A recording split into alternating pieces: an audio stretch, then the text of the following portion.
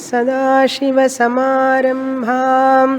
शङ्कराचार्यमध्यमाम् अस्मदाचार्यपर्यन्तां वन्दे गुरुपरम्पराम् ఓం 89వ పేజీ 38వ సూత్రం. ముఖ్యతస్తు మహత్కృపయైవ భగవత్కృపాలేశాద్వా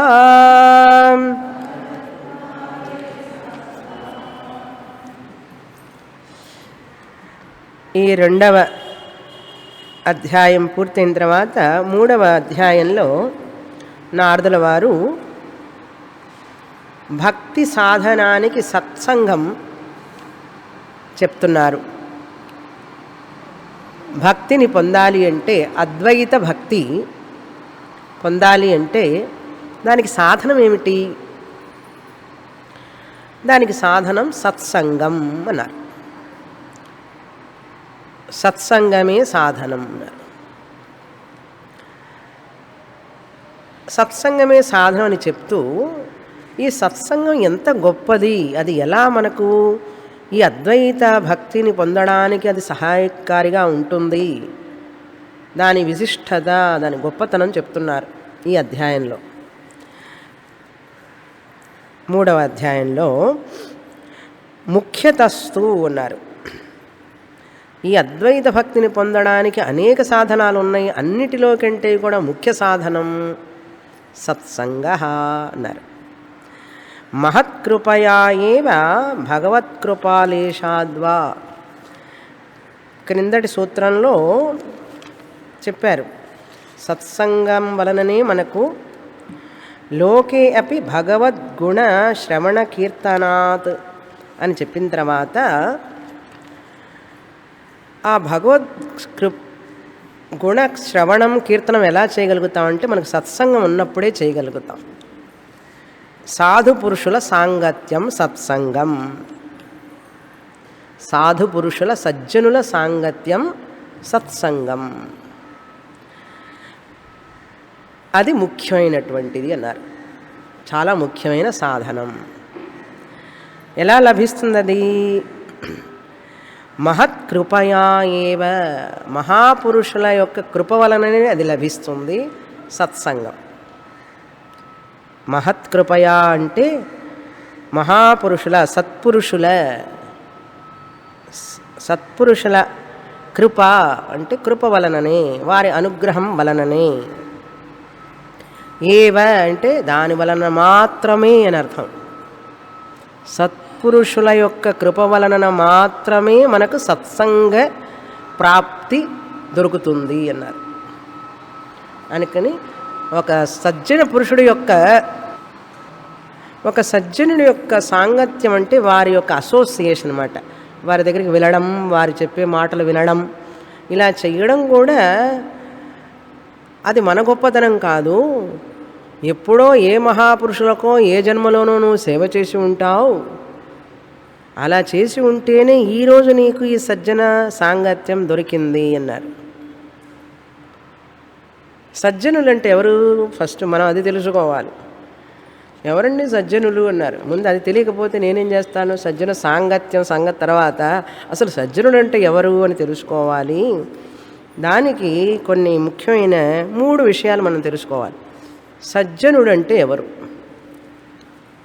ఈ లక్షణాలు ఉంటే ఆయన సజ్జనుడు. అప్పుడు ఆయన సాంగత్యం మనం చేయొచ్చు. వారితో మాట్లాడటం కానీ, వారు చెప్పే వినడం, ఇలాంటివి. మొదటిది ఏంటంటే ఫస్ట్ కండిషన్ అన్నమాట. ఆ వ్యక్తి ఆస్తికుడై ఉండాలి, దైవభక్తి కలిగిన వాడై ఉండాలి. ఆస్తికుడు అంటే ఏమిటి? దైవాన్ని నమ్మి దైవాన్ని ఆరాధించేవాడై ఉండాలి ఆ సజ్జనుడు. ఎవరి సాంగత్యం అయితే మనం చేస్తామో సత్సాంగత్యం అంటారు. సత్పురుషులు, సజ్జనులు అంటే ఎవరు? ఎవరికైతే దైవం మీద నమ్మకం ఉంటుందో, అంటే నాస్తికులతో సాంగత్యం చెయ్యవాకురా అని అర్థం. ఆస్తికుడై ఉండాలండి. భగవంతుడు అస్తి, భగవంతుడు ఉన్నాడు అని ఎవరైతే నమ్ముతాడో అతని దగ్గరికే వెళ్ళు. కానీ భగవంతుడు లేడు అని కానీ భగవంతుణ్ణి నిందించేవాడు ఎక్కడైనా ఉంటే వాడి దగ్గరికి వెళ్ళవాకు అని మొదటి కండిషన్. ఓకే. 2, ధార్మికుడై ఉండాలి. ఆ సజ్జనుడు ధార్మికుడై ఉండాలి, ధర్మపురుషుడై ఉండాలి, ధార్మికమైన జీవనంలో జీవిస్తూ ఉండాలి, అధర్మపరుడై ఉండకూడదు. అంటే అన్యాయంగా అక్రమంగా ధనం సంపాదించేవాడు కానీ, అన్యాయం చేసేవాడు కానీ, ఇతరులకి అన్యాయం చేసేవాడు కానీ, అలాంటి అధార్మికుడైనటువంటి వ్యక్తి సజ్జనుడు కాలేడు ఎప్పటికీ. కనుక ఆ వ్యక్తి ధార్మికుడా కాదా అని మనకు తెలియాలి. 2వ పాయింట్ చూసారా ఎంత ఇంపార్టెంటో. 3వ పాయింట్ ఏంటంటే ఆ సజ్జనుడు వైదిక సంప్రదాయాన్ని, ఈ యొక్క వేదాంత పరంపరని గౌరవించేవాడై ఉండాలి. ఈ శంకరాచార్య పరంపర ఏదైతే ఉందో, ఈ గురుశిష్య పరంపర, ఆత్మవిద్య గురుశిష్య పరంపర, ట్రెడిషనల్ ఆచార్య పరంపర, సంప్రదాయ ఆచార్య గురుశిష్య పరంపర, వేదాంత బోధ చేయడం ఏదైతే ఉన్నదో దాన్ని గౌరవించేవాడై ఉండాలి. అప్పుడే ఆయన సాధు పురుషుడు. ఎందుకు చెప్పారు ఈ 3 అంటే, ఇవి లేకుండా ఉన్న సజ్జనులు కూడా ఉన్నారు. సజ్జనులు సత్సంగత్యం అనుకుంటూ ఉన్నవాళ్ళు ఉన్నారు. ఎందుకంటే వాళ్ళు కొంతమంది సత్సంగం చేస్తూ ఉంటారు. వేదాంతం అంటే వాళ్ళకి ఎలర్జీ, బ్రహ్మ విద్య అంటే ఎలర్జీ, అద్వైత జ్ఞానం అంటే ఎలర్జీ, వాళ్ళకి ఇష్టం ఉండదు. ధార్మికులై ఉండొచ్చు, ఆస్తికులై ఉండొచ్చు, కానీ వేదాంత విద్య అనేది వాళ్ళకి ఇష్టం ఉండదు. వాళ్ళు సజ్జనులు కానే కాదు, గుర్తుపెట్టుకోండి. ద్వైత భక్తే పరమావధి, అద్వైత జ్ఞానం అనేదే లేదు. ఈ వేదాంతం అనేటువంటివంతా కూడా అర్థవాదమే, ఊరికే పొగిడింది కానీ శాస్త్రం నిజం కాదు అని చెప్పేవాళ్ళు ఉన్నారు. వాళ్ళెన్నటికీ మహాపురుషులు కాలేరు, మహాత్ములు కాదు, సజ్జనులు కాదు. అటువంటి వాళ్ళ సత్సాంగత్యము కాదు, అది దుస్సాంగత్యం అవుతుంది. కనుక 3వ విషయం చాలా ముఖ్యం. అర్థమైందా? ఎందుకని సత్సంగం పేరుతో ప్రజలని వక్రమ మార్గంలో నడిపిస్తున్నారు ఇప్పుడు ప్రజెంట్ ఉన్న సత్సాంగత్యం. కనుక మనకు తెలియదు ఎవరు ధార్మికుడో తెలియదు, ఎవడు ఎంతవరకు ఆస్తికుడో కూడా తెలియదు. పైకి చెప్తాడు దేవుడి గురించి, లోపల లోపల అసలు ఆ దేవుడు అంటే భక్తి ఉన్నదా లేదా మనకే అనుమానం. కనుక నిరాడంబరమైనటువంటి ఆ ప్రేమ భక్తి భగవంతుని మీద ఉన్నదని మనకు ఎలా తెలుస్తుంది? ధార్మికుడని ఎలా తెలుస్తుంది?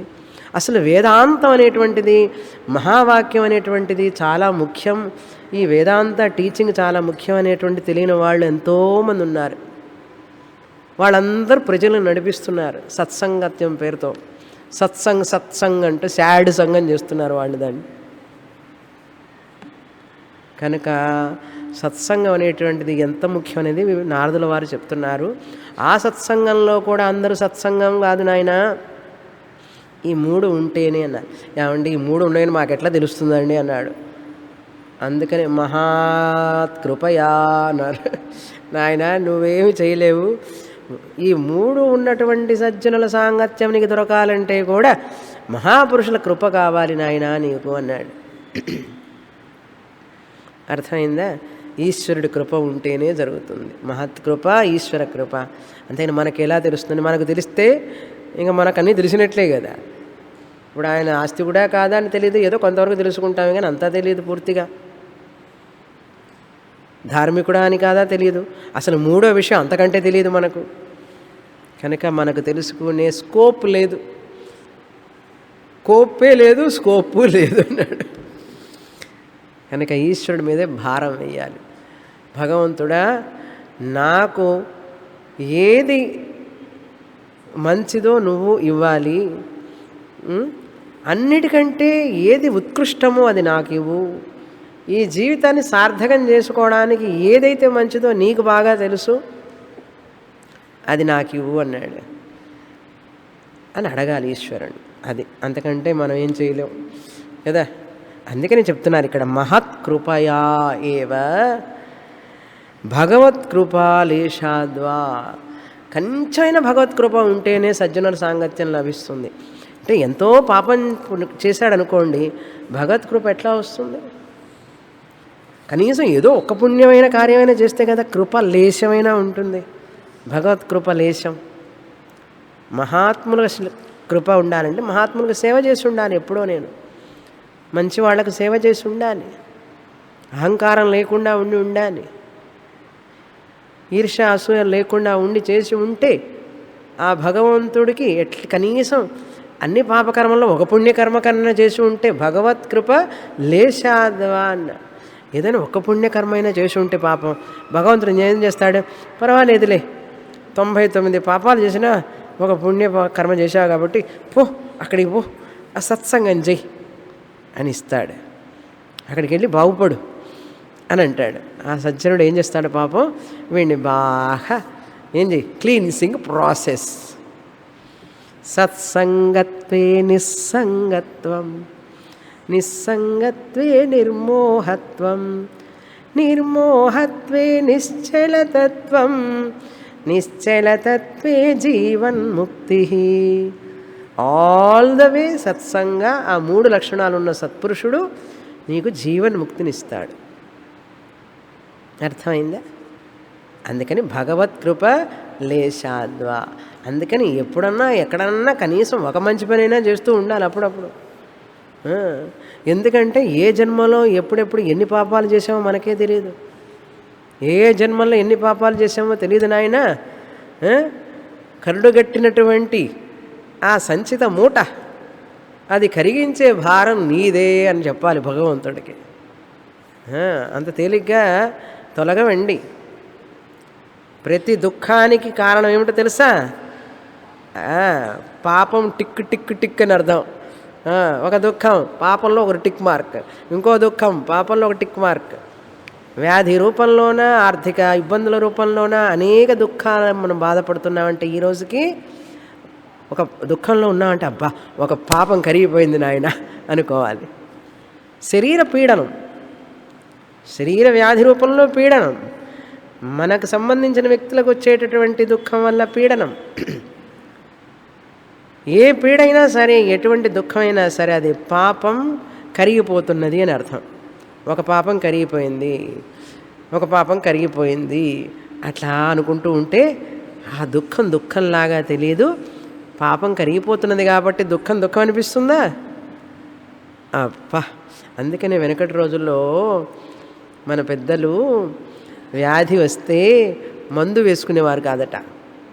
రామరాయ కవి అని చెప్పి ఆయన వారి జీవిత చరిత్రలో ప్రారబ్ధ కర్మ అనుభవించడం, ఈ శరీరాన్ని అనుభవించని నేను మందు వేసుకుని అనేవాట ఆయన. ఎవరు మందు ఇచ్చినా కూడా పక్కన పెట్టేవాడు. అనుభవించను, ఇంకెందుకు ఈ సంచితం అంతా కరిగిపోవాలని. అందుకని మందులు వేసుకోకుండా కూర్చోవకండి చెప్తున్నా. అలాంటి వాళ్ళు కూడా ఉన్నారు. ఎంత మెచ్యూరిటీ మనసు చూడండి. అంతేగాని నాకే వచ్చింది ఎందుకు అంటే పక్కవాడికి రాలేదే. ఈ రోజుల్లో మనుషులు అనుకుంటేది ఇట్లా. అందుకని వాళ్ళకి రోగం వచ్చినా కూడా బాధపడలేవారు, దుఃఖపడేవాళ్ళు కాదు.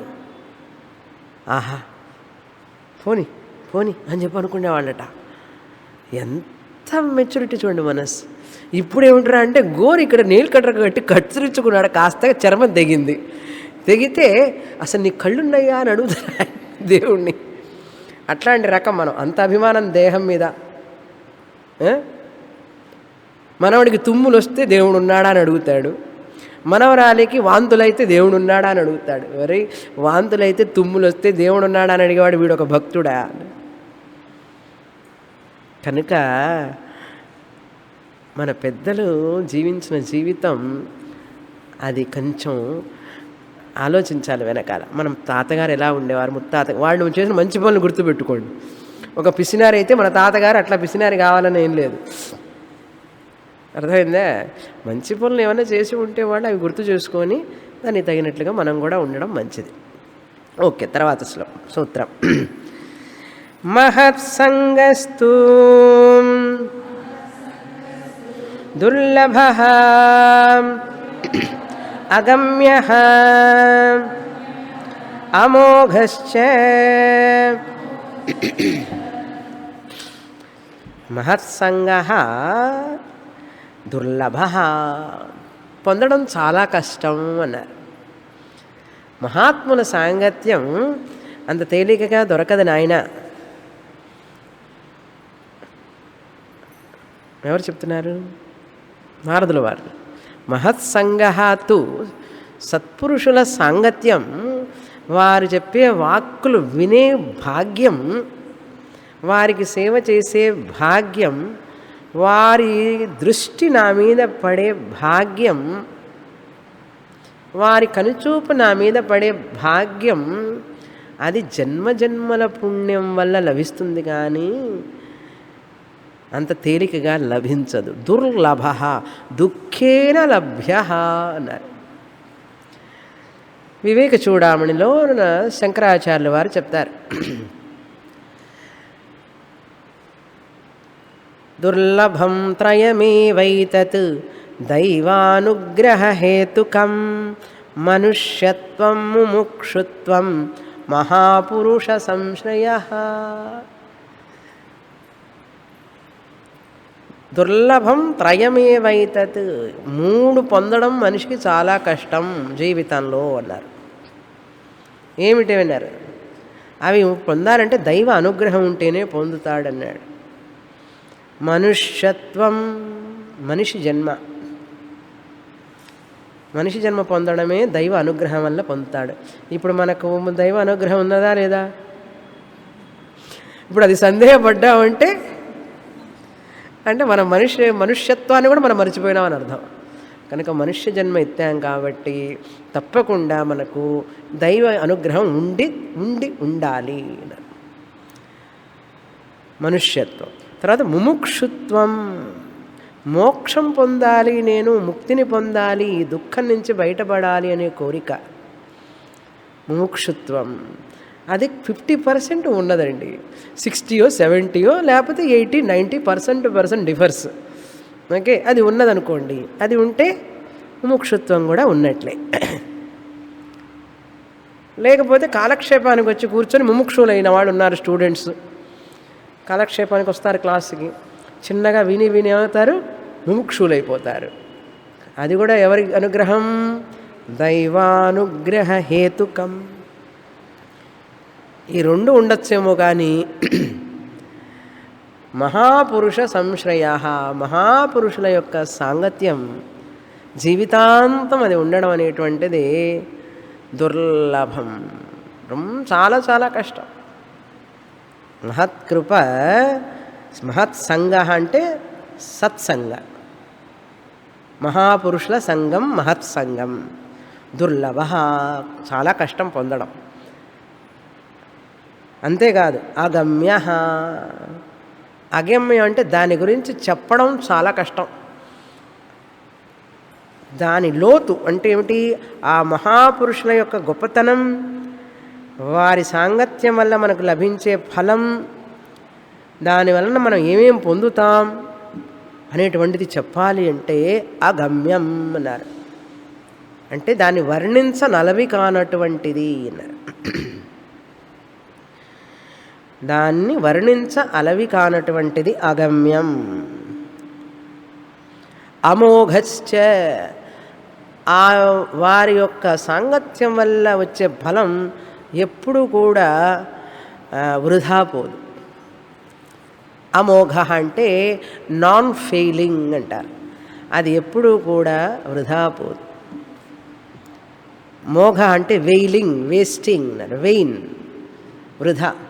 అమోఘ అంటే అది వృధా పోదు, అంటే అది ఫలాన్ని ఇవ్వకుండా పోదు అని అర్థం. సత్సంగ సజ్జనుల సాంగత్యం సత్ఫలితాలను ఇస్తుందా, దుష్ఫలితాలను ఇస్తుందా? సత్ఫలితాలను ఇచ్చేదే సత్సాంగత్యం. అదే సత్సాంగత్యం ఎప్పుడు అంటాం? ఏదైతే సత్ఫలితాలను ఇస్తుందో సత్సాంగత్యం.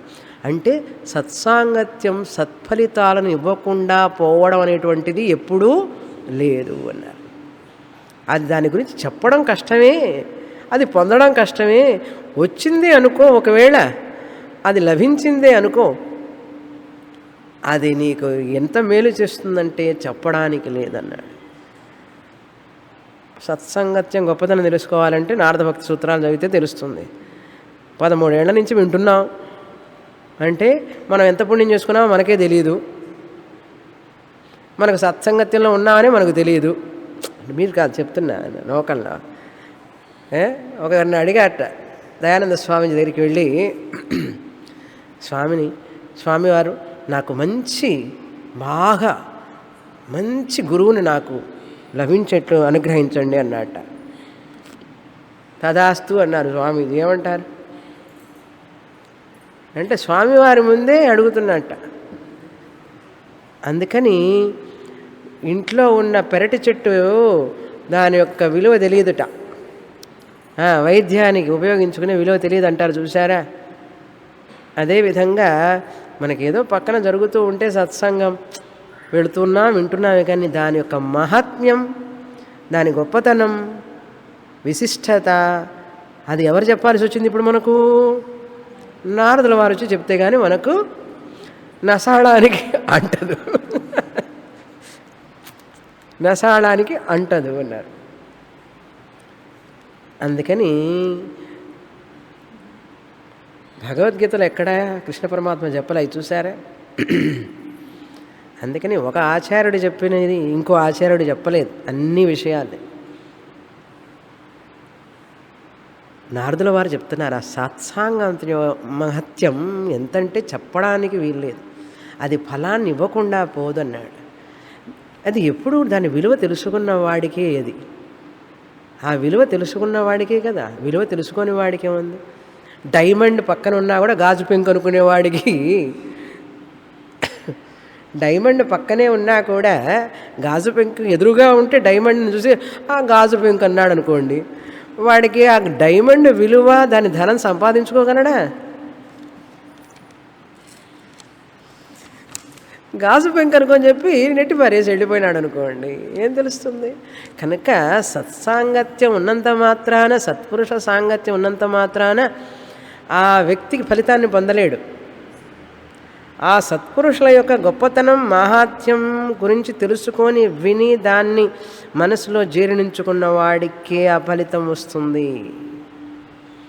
ఉదాహరణ గుర్తుంటుందా? డైమండ్, గాజు పీసు. అంత మాత్రం చేత మేము వింటున్నాము స్వామిని క్లాస్ ఎన్నో సంవత్సరాల నుంచి, మాకు వచ్చే పుణ్యం అంతా ఇంత కాదన్నట్ట. ఏం గ్యారంటీ లేదండి. డైమండ్ కూడా, గాజు పీసు కూడా డైమండ్ లాగే కనపడుతుంది, డైమండ్ అని తెలియదు మనకు. డైమండ్ కూడా గాజు పీసులాగా ఉంటుంది. అందుకని ఏ పుట్టలో ఏ పాము ఉన్నదో అంటారు. నేటి ఎగ్జాంపుల్, ఏ పుట్టలో ఏ పాము ఉన్నదో అన్నట్లు. కనుక మనకు లభించిన దాన్ని మనం గౌరవించడం, మనకు లభించిన దానిలో ఒక విశ్వాసం, ఒక నమ్మకం ఉంటే కొండలనైనా కరిగించగలడట వ్యక్తి. చూసారా, కొండలనైనా కరిగిస్తాడట.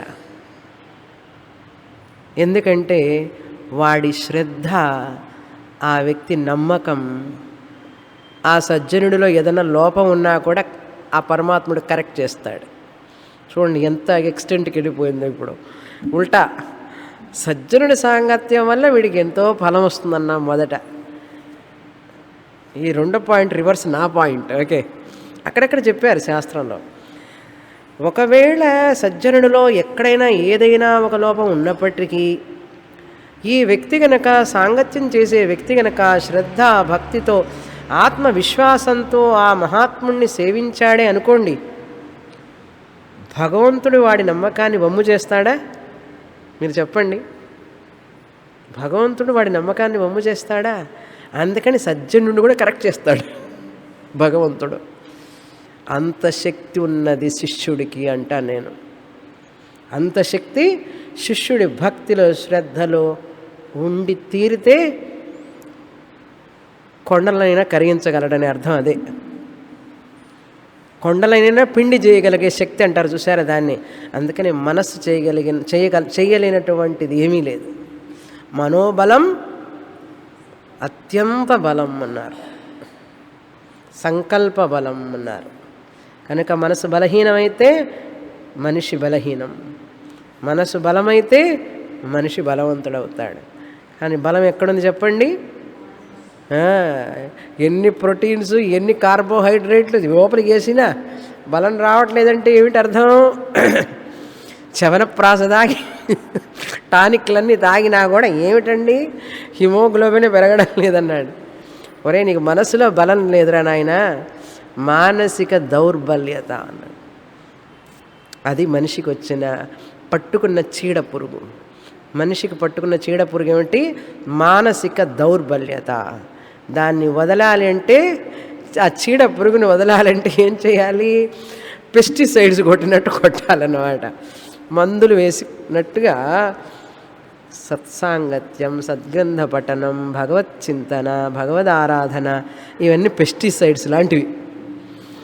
మనసులో ఉన్న దౌర్బల్యాన్ని పోగొడతాయి. కనుక ఆ సమయం తెలియకూడదు, వారం తెలియకూడదు, ఎక్కడ ఉన్నామో తెలియకూడదు, పక్కన ఎవరు కూర్చున్నారో తెలియకూడదు. అలా అయిపోవాలి సత్సాంగత్యంలో. అప్పుడు వాడి జన్మ ధన్యం.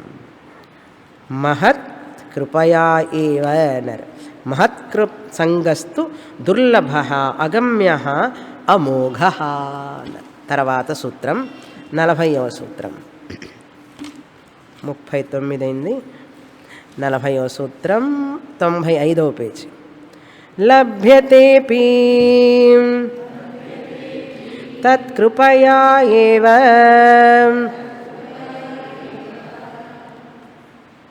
అక్కడ తత్కృపయైవ ఉంది. నేను విడమర్చి చెప్పాను. నేను చెప్పినట్లుగా మీరు చెప్పొద్దు అంటే ఏమిటి? స్వామిని పాపం తప్పు చదివి ఉంటారు అని. చూసారా? అందుకని గురువు చెప్పిందే చెప్పాలి. ఒకవేళ వాళ్ళు తప్పు చెప్తే గురువుగారే కరెక్ట్ చేసుకుంటారు. Give the benefit of doubt to the guru. Why I have to check my guru. మీకు తెలియక కోసం నేను విడమర్చి చెప్పాను. కృపయా ప్లస్ ఏవా కృపయైవ అన్న అర్థమైందా? ఒక్క విషయంలో తెలిసిపోతుంది మన శ్రద్ధ ఎంత అని. అంటే తప్పు పట్టడం కాదు ఇక్కడ. ఎందుకంటే గురువు కరెక్టే చెప్తారు ఇప్పటికీ. ఒకవేళ పొరపాటున నిప్పుమెంటిదల తప్పు ఉంటే వాళ్ళు కరెక్ట్ చేస్తారు తర్వాత. నేనెందుకు ముందుగానే కరెక్ట్ చేసుకోవడం? చూసారా? ఇప్పుడు చెప్పిన ఉపన్యాసం అంతా దీనికోసమే. అందుకని గురుగారు చదివేటప్పుడు జాగ్రత్తగా వినాలి. ఇదంతా ఏమిటంటే మన ముఖాన్ని మనం అద్దంలో చూసుకున్నట్టే. శాస్త్రం చదువుతూ ఉంటే మన మనస్సుని, మన యొక్క పర్సనాలిటీని అలా చూపిస్తుంది మనకు శాస్త్రం. ఓకే. లభ్యతే అపి అంటే సత్సంగం లభించినప్పటికీ కూడా అది ఎవరి కృప? తత్కృపయా ఏవ మహత్కృపయా ఏవ. ఇది చూడండి ఇక్కడ అన్యోన్య ఆశ్రయం ఇదే. ఏమిటది అంటే సత్సాంగత్యం లభించాలంటే మహాత్ముల కృప కావాలి. మహాత్ముల కృప కావాలి అంటే సత్సాంగం ఉండాలి. ఇప్పుడు ఏం చేయాలి? సత్సాంగత్యం ఉందా? మహత్కృప ఉందా? మహత్కృప ఉంటేనే సత్సాంగత్యం, సత్సాంగత్యం ఉంటేనే మహత్కృప. అంటే ఇక్కడ ఏం అర్థం చేసుకోవాలి మనం? అట్లా అన్యోన్యాశ్రయం ప్రాబ్లం ఉంటేప్పటికి కూడా మహాత్ముల కృప సత్సాంగత్యం, అదే చెప్పాను, సంప్రదాయ సత్సాంగత్యం అని అర్థం. సంప్రదాయ సత్సాంగత్యం రావాలి అంటే మహత్కృప కావాలి. సాంగత్యం మీ లభించవచ్చు సత్సాంగత్యం, కానీ సంప్రదాయ సత్సాంగత్యం. సంప్రదాయ సత్సాంగత్యం అంటే ఏమిటి? ఎవరైతే వేదాంత బ్రహ్మ విద్యను నిందించకుండా ఉంటారో, వేదాంత బ్రహ్మ విద్యని నిందించేటటువంటి వ్యక్తి ఎవరైనా ఉంటే ఆయన సత్సాంగత్యం కాదది, అది నీకు మహత్కృప లేదు అని అర్థం. అర్థమైందా? మహత్కృప ఉంటేనే ఆ యొక్క వేద పూర్వాన్ని వేద అంతాన్ని అంటే సరిగా అర్థం చేసుకున్న వ్యక్తే నీకు లభిస్తాడు మహత్కృప ఉంటే. మహత్కృపయా ఏవ తత్కృపయైవ లభ్యతే అపి. అంటే భగవత్కృప మహత్కృప ఈ రెండు కూడా నీకు లభించాలంటే తత్కృప. తత్కృప అంటే ఏమిటి? సజ్జన కృప, సత్సాంగత్య కృప. ఇప్పుడు ఏం చేస్తారు? మహాన్ కృప, ఈశ్వర కృప, భగవత్కృప మహత్కృప అన్నారు ఇందాక. లభ్యతే అపి ఏమిటది? మహత్కృప అండ్ మహత్కృప అంటే సజ్జనుల కృప అండ్ భగవత్కృప ఈ రెండు ఉంటేనే నీకు సజ్జనుల కృప వస్తుంది.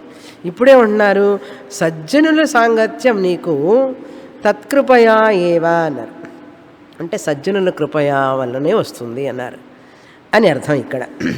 లభ్యతేపి తత్కృపయా మహత్కృపయా ఏవ సత్సాంగత్యం లభించును అని అర్థం.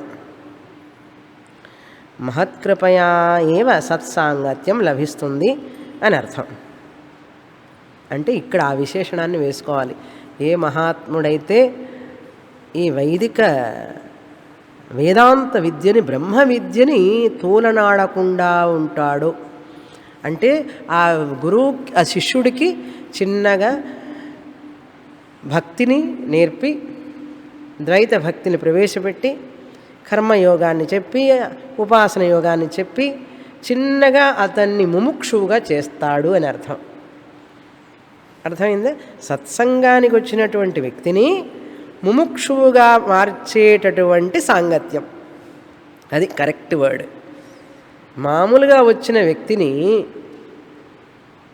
సత్సాంగత్యం కోసం వచ్చిన వ్యక్తిని అతనిలో దైవభక్తిని కలిగించి ద్వైత భక్తి కలిగించి తర్వాత అతన్ని ముముక్షువుగా మార్చగలిగే సత్పురుషుడే నిజమైన సత్పురుషుడు. అర్థమైందా?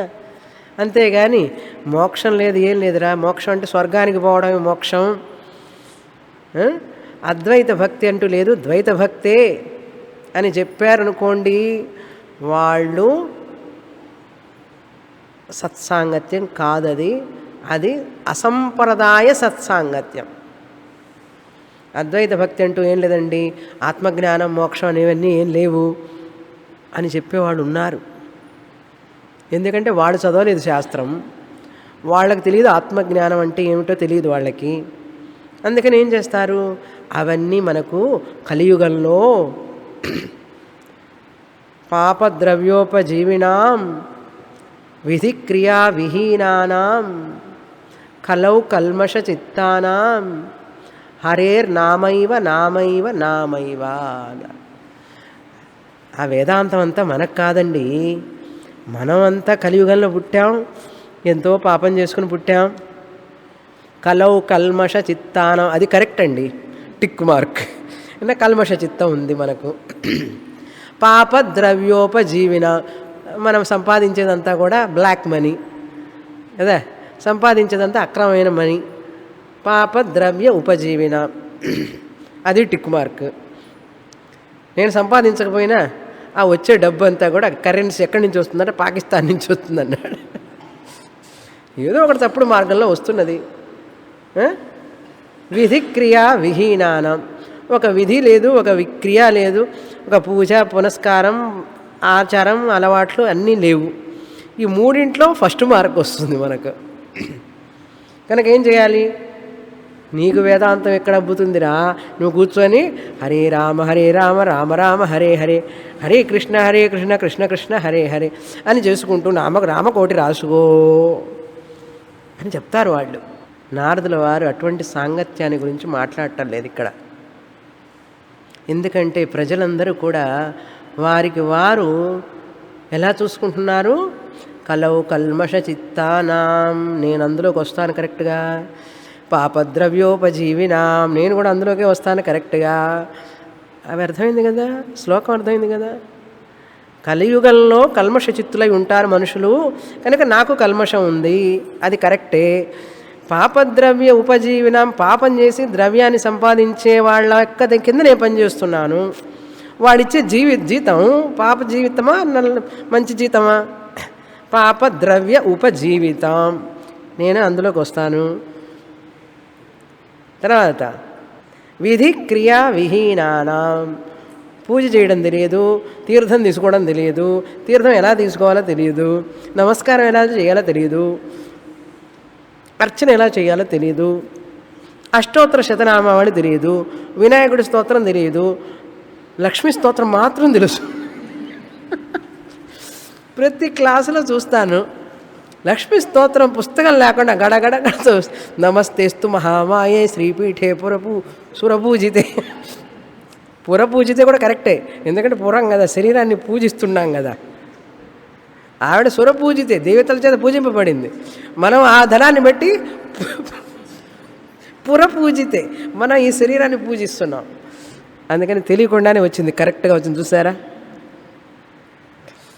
పురపూజితే, శరీరాన్ని పూజించే వాళ్ళ చేత పూజింపబడే తల్లి అని అర్థం. శ్లోకంలో సురపూజితే అని ఉంది, నేను పురపూజితే చెప్తున్నాను. మీలాంటి శ్రద్ధావంతుల శిష్యులు కూర్చుంటే కవిత్వం కూడా వస్తున్నది, ఏం చేస్తాం? దానికి అర్థం చూడండి. పురపూజిత వ్యంగ్యం అండి, ఇది వ్యంగ్యంగా చెప్తున్నాను నేను. ఇది సత్కారం కాదు, సన్మానం కాదు. పురపూజిత అంటే పురాన్ని పూజిస్తున్నారు, దానికోసం ధనాన్ని సంపాదిస్తున్నారు. వాళ్ళు పూజించే లక్ష్మి. ఎందుకు చెప్తున్నానంటే లక్ష్మీ స్తోత్రం అంటే అందరూ పుస్తకం లేకుండా చదువుతారు, సరస్వతి స్తోత్రం అంటే పుస్తకం ఎక్కడ, ఆ స్థితిలో ఉన్నాం మనం. పాప ద్రవ్య ఉపజీవినాం విధి క్రియా విహీనానం. అందుకని ఆ సజ్జనులు ఏం చెప్తారంటే భగవన్ నామం చేస్తూ ఉండు, ఇంకేం అక్కర్లేదు, క్లాసుకి వెళ్ళక్కర్లేదు, ఏం అక్కర్లేదు అన్నాడు. అందుకని సంప్రదాయ పరులైనటువంటి సజ్జనుల సాంగత్యం రావాలంటే మహత్కృప కావాలి. మామూలు సాంగత్యం సత్సాంగత్యం అంటే నేను ముముక్షు చేయని వాడి సాంగత్యం ఏం సాంగత్యం అండి ఇది? ముముక్షు చేయనివాడి, నాకు మోక్షం కావాలి, ఈ జన్మలో జీవన్ముక్తిని పొందాలి నేను అనేటువంటి కోరిక కలగజేయలేనటువంటి సాంగత్యం, అది మహత్కృప వల్ల కాదది. అందుకని మహత్కృప భగవత్కృప ఉంటేనే ఇది వస్తుంది. అది లభించాలి అంటే జన్మ జన్మల కృప. అది ఆ కృప ఉందని కూడా ఉన్నవాడికి తెలియాలి ఫస్ట్. అది ఎప్పుడు తెలుస్తుంది తెలుసండి? కనీసం 30 సంవత్సరాలు శాస్త్రం చదివితే తెలుస్తుంది. 30 సంవత్సరాలు ఏమండి, 3 సంవత్సరాలే అండి ఇప్పుడు మాకు. 30 సంవత్సరాలకి ఎప్పటికీ అవుతాయంటే ముసలివాళ్ళం అవుతాం. అయినా అవుతాం, ఏమైంది? వచ్చినప్పుడు వస్తుంది, రానివ్వండి, ఏం చేస్తాం? కనుక సమయం పడుతుంది. మన శాస్త్రం విలువ తెలుసుకోవడానికి, ఆ శాస్త్రం చెప్పే గురువు విలువ తెలియాలి అంటే మనలో ఆ విషయం ఊరిపోవాలి, శాస్త్ర విషయం. అప్పుడే ఆ గురువు ఎంత గొప్పవాడో, ఆ శాస్త్రం ఎంత గొప్పదో తెలుస్తుంది. లేకపోతే తెలియదు. అదంతా వెర్బల్ లిప్ మూమెంట్. చెప్పినా కూడా గురువుగారి ముందు మీరు చాలా గొప్పవారండి, చాలా బాగా చెప్తున్నారు, అబ్బా మీలాగా ఎవ్వరు చెప్పలేరండి, ఇంత చక్కగా ఇంత చక్కగా ఎంత చక్కగా అన్నా, ఎంత పొగిడినా కూడా అదంతా ఉరికే పైన వాక్యాలే. నిజమైనటువంటి ఆ మహాత్మ్యం, గురు మహాత్మ్యం తెలియాలంటే ఆ శాస్త్రంలో చెప్పింది నీలో జీర్ణించుకుంటేనే నిజంగా నువ్వు చెప్పగలవు. అని చెప్పినా కూడా అది 10%, 90% అట్లా వెయిటింగ్. 90% ఆఫ్ గురు శాస్త్ర గొప్పదనం, 90% వెయిటింగ్. ఎందుకంటే మనం అంత ఎదగాలి, ఇంకా అంత ఎదగాలి అంటే అంత శాస్త్రంలోకి వెళ్ళాలి, అంత శాస్త్రాన్ని చదవాలి.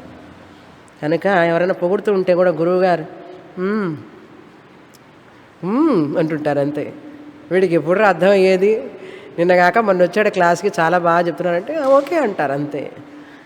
గురువుగారికి తెలుసు వీడికి నిజంగా అర్థం కావడానికి 20 సంవత్సరాలు పడుతుంది కనీసం అని.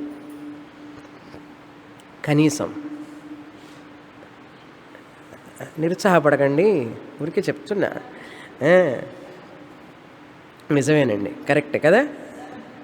ఆ,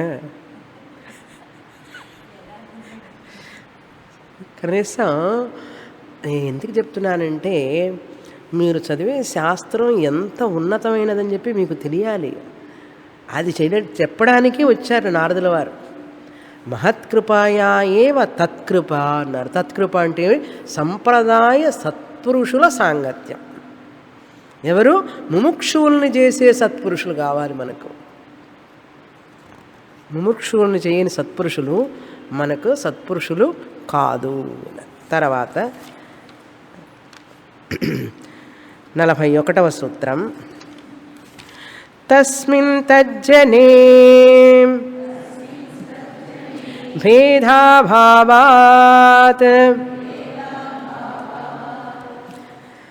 సజ్జనుల సాంగత్యం కావాలంటే భగవంతుడి కృప కావాలన్నారు. భగవంతుడి కృప ఉంటేనే సజ్జనుల సాంగత్యం వస్తున్నారు. భగవంతుడి కృప అంటే సరిపోతుంది కదా, ఎందుకు మహత్కృప సజ్జనుల కృప అంటున్నారు? సజ్జనుల సాంగత్యం కావాలంటే మహాపురుషుల కృప కావాలంటే అది ఎందుకండి అలా? భగవంతుడి కృప ఉంటే సరిపోతుంది కదా, భగవంతుడి కృప వల్ల సత్సాంగత్యం లభిస్తుందంటే సరిపోతుంది కదా అని అంటే, ఒకవేళ నువ్వు అలా అడిగావే అనుకో, నారదుల వారు చెప్తున్నారు మహాపురుషులకి భగవంతుడికి తేడా లేదు అన్నాడు. అందుకు అలా చెప్పాను. అన్యోన్య ఆశ్రయ దోషం కాదది. మహత్కృపయా భగవత్కృప లేశాద్వా రెండు ఎందుకు చెప్పాను నేను? భగవత్కృప అంటేనే సరిపోతుంది అని అనుకోవాకు. నా దృష్టిలో మహాన్ పురుషులు మహాత్ములు, మహాత్ములు అంటే లోకల్ మహాత్ములు కాదండి. మహాత్ములు అంటే ఏంటి? బ్రహ్మాన్ని జ్ఞానాన్ని పొంది జ్ఞాని అయిన వ్యక్తి, ఆ మహాత్ముడు, ఆ బ్రహ్మజ్ఞాని ఎవరైతే మనల్ని ముముక్షుత్వానికి తీసుకువెళ్తాడో అటువంటి సాంగత్యాన్ని ఇవ్వడానికి మహాత్ముడి పురుషుల యొక్క కృప కావాలి. భగవంతుడి కృప అంటే వీరిద్దరు వేరు కాదు. భగవంతుడు మహాన్ పురుషుడు వేరు కాదు నా దృష్టిలో అన్నారు.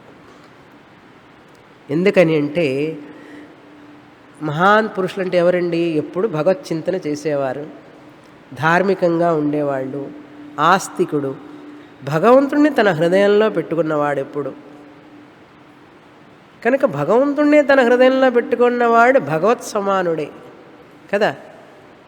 భగవంతుణ్ణి తన హృదయంలో పెట్టుకున్నవాడు భగవత్ సమానుడు. అందుకని భాగవతోత్తమ అంటారు. ప్రహ్లాదుడు భాగవతోత్తముడు, విభీషణుడు భాగవతోత్తముడు. కారణం ఏమిటో తెలుసా? ప్రహ్లాదుడు రాక్షస వంశంలో పుట్టాడు, విభీషణుడు రాక్షస వంశంలో పుట్టారు. కానీ వాళ్ళని ఎందుకు భాగవతోత్తములు అన్నాం? వాళ్ళు భగవంతుణ్ణి శరణు వేడారు. విభీషణుడు, ప్రహ్లాదుడు భగవంతుణ్ణి తమ హృదయంలో పెట్టుకున్నారు. అందుకని వాళ్ళు ప్రాతస్మరణీయులు, విభీషణుడు, ప్రహ్లాదుడు. హిరణ్యకశిపుణ్ణి మహాత్ముడు అన్నా అనుకోండి, హిరణ్యకశిపుడిలో దేవుడు ఉన్నాడా? వాడు నాస్తికుడు. హిరణ్యకశిపుడు నాస్తికుడు.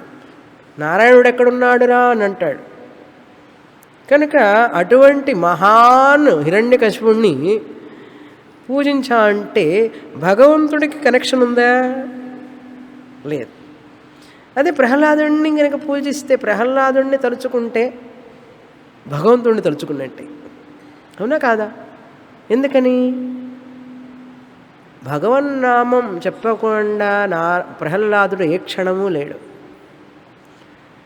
భగవన్నామమే జీవన శైలి ప్రహ్లాదుడికి. కనుక ప్రహ్లాదుడు మహాన్ పురుషుడు. హనుమాన్ భగవన్నామం చెప్తూనే ఉంటాడు ఎప్పుడు.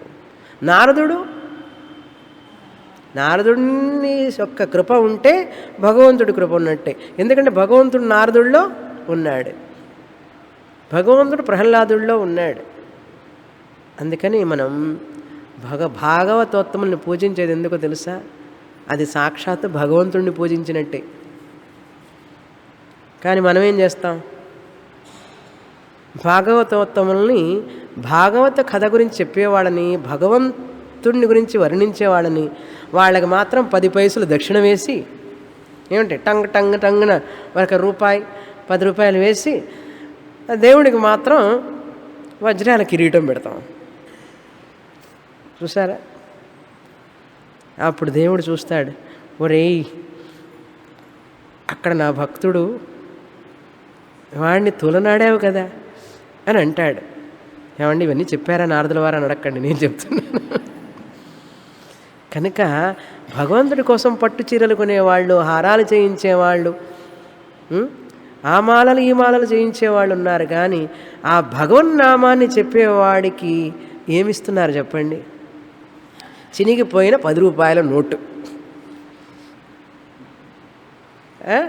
చెల్లనటువంటి 5 రూపాయల నోటు, ఎక్కడా పనికి రాకుండా ఎవరికి సెలోఫెన్ అంటించిన పైగా ఆయనకు వేస్తారు. ఒక హరికథ కాలక్షేపం చెప్తుండేవాడు. ఆయన అనేవాడు, ఏమండి అందరూ పళ్ళెల్లో దక్షిణ వేయండి, శబ్దం రాకుండా వెయ్యండి అనేవాడు పాపం ఆయన. మన వాళ్ళకి దక్షిణ అనగానే ఏమిటి అర్థం? టంగ్ టంగ్ టంగ్ అని రూపాయి బిళ్ళలేస్తారు. అది 2 రూపాయలు కాదండి, 5, 10 కూడా వేరు, రూపాయి అన్నారు.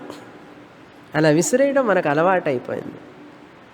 భగవంతుడికి తెలుసు వీడికి ఎంత ఉంది డబ్బు, ఆయన ఎంత ఇస్తున్నాడు.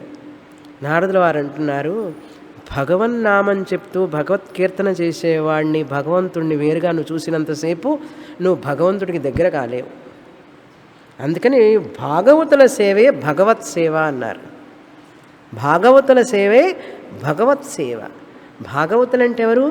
భగవంతుని గురించి కీర్తిస్తూ పాడుతూ ఎప్పుడు కథాశ్రవణం వినిపించేవాళ్ళు భాగవతులు. అటువంటి వాళ్లకు మాత్రం తక్కువగా ఇచ్చి భగవంతునికి ఎక్కువగా ఇవ్వాలని చూసుకుంటున్నా అంటే ఏంటి? అంటే ఈ వ్యక్తిని నువ్వు హీనంగా చూస్తున్నట్టు. అంటే భగవన్నామం మీద నీకు నిజంగా శ్రద్ధ లేదు, నీ స్వార్థం కోసం నువ్వు భగవంతుడిని వాడుకుంటున్నావు. అందుకే ఆయన అంటాడు, నా నామం ఎక్కడైతే ఉచ్చరింపబడుతుందో నేను అక్కడ ఉంటాను అన్నాడు. భగవంతుడు ఏమన్నాడు? ఎత్ర ఎత్ర రఘునాథ కీర్తనం తత్ర తత్ర కృతమస్తకాంజలిం. హనుమాన్ల వారు అదే చెప్పారు, ఎక్కడ రామనామం జరుగుతూ ఉంటుందో అక్కడ నేను ఉంటాను అన్నాడు. రాముల వారు ఏమన్నారు? ఎక్కడెక్కడ నా నామం జరుగుతూ ఉంటుందో నేను అక్కడే ఉంటాను అన్నారు. ఎవరైతే నా నామాన్ని ఉచ్చరిస్తూ ఉంటారో వారి హృదయాల్లో ఉంటాను నేను అన్నాడు. మనం ఆ భాగవతుల్ని సాక్షాత్తుగా కనపడే భగవత్ స్వరూపాన్ని మనం నిందిస్తూనో, హీనంగా అంటే పలచనగా చూస్తూనో, వారికి విలువ ఇవ్వకుండా చూస్తూ భగవంతుడికి ఏదో చేయాలని చూస్తాం. భగవంతుడు అంటాడు, వారికి విలువనివ్వనప్పుడు నాకు అక్కర్లేదంటాడు ఆయన. వారికి విలువనివ్వనప్పుడు నాకు అవసరం లేదంటాడు భగవంతుడు. కనుక మన మధ్యలో ఉన్నటువంటి భాగవతోత్తముల్ని మనం పూజించడం నేర్చుకోవాలి. భగవత్ నామాన్ని చెప్పేవారిని ఎప్పుడు కూడా నమస్కరించాలి. వారికి ఎప్పుడు వాళ్ళని నిందించడం కానీ ఎట్లా చేయకూడదు. అది తస్మిన్ తజ్జనే, తస్మిన్ అంటే ఆ భగవంతుడి యందే, తజ్జనే ఆ భగవంతుడి యందే ఈ భాగవతులు కూడా ఉన్నారు. భాగవతులు అంటే సజ్జనులు, మహత్పురుషులు.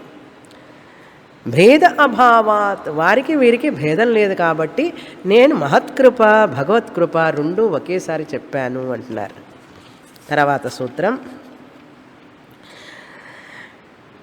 తదేవ సాధ్యతాం తదేవ సాధ్యతాం తదేవ సాధ్యతాం. ఇంకా చివరికి ఇంత చెప్పిన తర్వాత నువ్వు దానినే పొందాలి. తదేవ సాధ్యతాం అంటే ఆ సంప్రదాయవిత్తులైనటువంటి సత్సంగత్యాన్నే నువ్వు పొందు అన్నారు. నిన్ను ముముక్షువులుగా మార్చేటటువంటి సత్సాంగత్యాన్నే పొందు అన్నారు. తదేవ సాధ్యతాం అన్నారు. నీలో సంసార దుఃఖాన్ని పోగొట్టేటటువంటి సజ్జనుల సాంగత్యాన్ని నువ్వు పొందు. ఒకవేళ ఆ సజ్జనుడు వేదాంతం బోధించలేకపోవచ్చు. నాయన నువ్వు ఫలానా చోటుకి వెళ్ళి చదువు, ఫలానా గురువుగారు బోధిస్తున్నారని చెప్పాలి కనీసం. అలా చెప్పగలిగితే ఆ సజ్జనుడు సత్సాంగత్యమే అది. ఆయన చదివి ఉండకపోవచ్చు, ఆయన ద్వైత భక్తుడే అయి ఉండొచ్చు, ఆయనకు ఆత్మజ్ఞానం లేకపోవచ్చు. కానీ ఆత్మవిద్య అనేది చాలా ముఖ్యం. వేదాంత విద్య, బ్రహ్మ విద్య నేను పొందలేకపోయినాను, నువ్వు ఆ మహాత్ముడి దగ్గరికి వెళ్ళి మోక్షాన్ని పొందు నాయనా అని అన్నాడు. అలా త్యాగరాజు వారిని ఎంతమంది దగ్గరికి పంపించారు. ఫలానా వాళ్ళ దగ్గరికి వెళ్ళు, ఫలానా వాళ్ళ దగ్గరికి వెళ్ళని చెప్పి ఒక గురువు ఇంకో గురువు దగ్గరికి పంపిస్తూ ఉండేవాళ్ళ వెనకటి రోజుల్లో. ఇప్పుడు ఏమిటంటే ఓటు బ్యాంక్ తగ్గిపోతుందని. అలా కాదు, ఆ గురువుగారి దగ్గరికి వెళ్ళి చదువుకో, ఆ శాస్త్రం కావాలంటే ఈ గురువుగారి దగ్గరికి వెళ్ళి చదువుకో అనేవాళ్ళు. అటువంటి అందుకని మన ఉపనిషత్తులో కూడా చూడండి, ఒక గురువుగారి దగ్గరికి శిష్యులు వచ్చి మాకు దీని గురించి చెప్పండి అంటే గురువుగారు అనేవారు, నాకే తెలియదు నాయన, మనందరం కలిసిపోయి ఫలానా వారు చెప్తారని తెలిసింది నాకు, అంగడికి అక్కడికి పోదాం రాండి అని తీసుకుపోయేవాడట. చూడండి ఎంత ఆనెస్టీయో. ఆ ఉపనిషత్తులో ఉన్నది, ప్రశ్నోపనిషత్తులో మరొక ఉపనిషత్తులో అట్లా వస్తుంది. నాకే తెలీదు ఈ విషయాన్ని, మనందరం కలిసిపోయి వెళ్ళి చదువుకుందామని చెప్పి చెప్తారు. అంతటి విశాల హృదయం మనుషులకి. కనుక అటువంటి సాంగత్యాన్ని పొందాలి. తదేవ సాధ్యతాం, పొందవలసినది అని చెప్పి గట్టిగా నిఖచ్చిగా చెప్తున్నారు నారదుల వారు. తర్వాత సూత్రం, దుస్సంగః సర్వథా ఏవ త్యాజ్యః. ఇప్పుడు సత్సంగాన్ని గురించి చెప్పారు. సత్సంగత్యం ఎంత మహాత్మ్యం ఉన్నదో దుస్సంగత్యం అంత అపకారి నాయన, దుస్సంగత్యాన్ని వదిలిపెట్టు అన్నాడు. దుస్సంగః సర్వథా, అన్ని వేళలా, త్యాజ్య వదిలిపెట్టు అన్నాడు. ఎవరు దుస్సంగం? ఎవరైతే నాస్తికుడో ఆ వ్యక్తి జోలికి వెళ్ళొద్దు, ఆ వ్యక్తి దగ్గరికి వెళ్ళొద్దు, మాట్లాడవద్దు. వెళితే మనం నాస్తికులం అయిపోతాం. ఎవరైతే అధార్మికుడో, ధర్మం లేని జీవితం ఉన్నదో అతని దగ్గరికి వెళ్ళవద్దు. ఎవరైతే వేదాంత శాస్త్రం, బ్రహ్మ విద్యను గురించి మాట్లాడడో, అద్వైత జ్ఞానం అనేది ఉన్నది, అద్వైత భక్తి ఉన్నది అనేటువంటి చెప్పడో వాళ్ళు దుస్సంగం అన్నారు. తర్వాత చూస్తాం మిగతా. పూర్ణమదః పూర్ణమిదం పూర్ణాత్ పూర్ణముదచ్యతే పూర్ణస్య పూర్ణమాదాయ పూర్ణమేవావశిష్యతే. ఓం శాంతి శాంతి శాంతి. శ్రీ గురుభ్యో నమః. హరి ఓం.